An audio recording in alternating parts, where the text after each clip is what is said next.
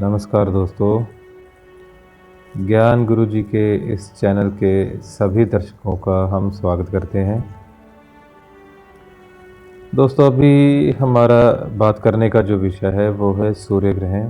पिछली वीडियो में हमने सूर्य ग्रहण के बारे में सामान्य जानकारी की बात की थी।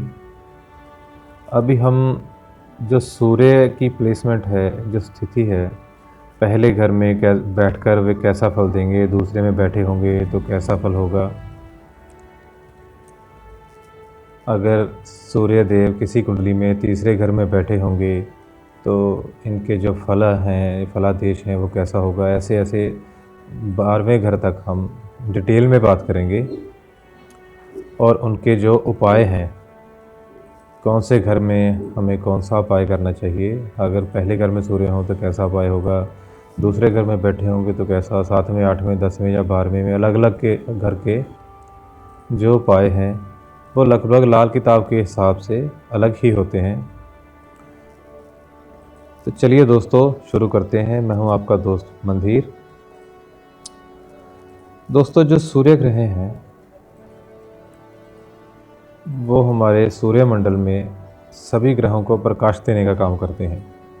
जब किसी जातक की कुंडली में सूर्य पहले घर में बैठे हुए हों तो उसका जो फल है उसको किस तरह का होगा, चलिए देखते हैं।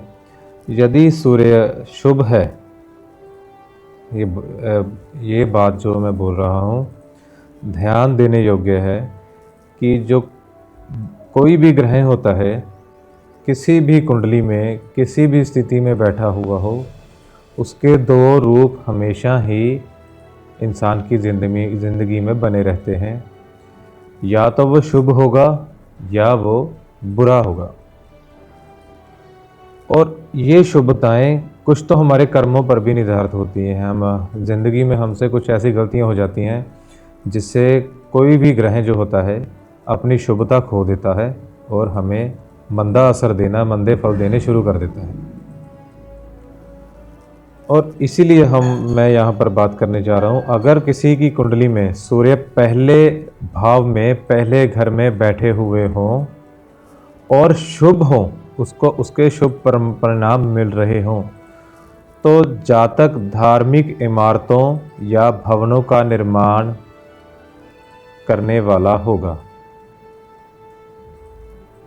वो जगह जगह पर कुओं की खुदवाई करवाता रहता है या करवाता है। उसकी जो आजीविका का स्थायी स्रोत है अधिकांशत सरकारी होगा। उसको जो लाभ मिलेंगे सरकार की तरफ से ही मिलने वाले हैं। ईमानदारी से कमाए गए धन में हमेशा वृद्धि होगी। जातक अपनी आँखों देखी बातों पर ही विश्वास करेगा। उसकी पीठ के पीछे की कोई बात या कानों से सुनी हुई बात पर वो कभी विश्वास नहीं करेगा। यदि सूर्य अशुभ हो तो उसके जो परिणाम है उसकी ज़िंदगी में कैसे होंगे। तो जातक के पिता की मृत्यु जो है वो बचपन में हो गई होगी या बचपन में पिता की मृत्यु हो जाए।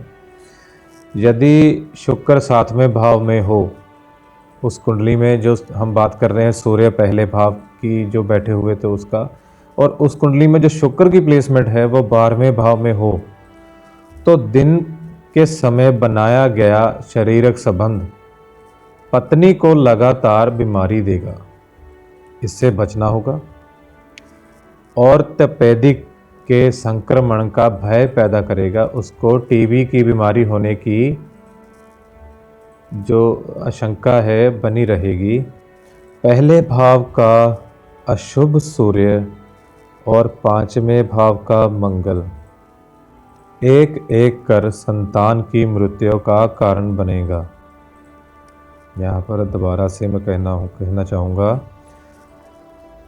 पहले भाव का अशुभ सूर्य, अगर पहले भाव ये हम बात कर रहे हैं सूर्य सिर्फ पहले भाव में बैठे हुए हो, तो पहले भाव में बैठे हुए अशुभ फल दे रहे सूर्य, और अगर 5वें भाव में मंगल हो तो जो संतान है वो उसकी मृत्यु होती रहेगी।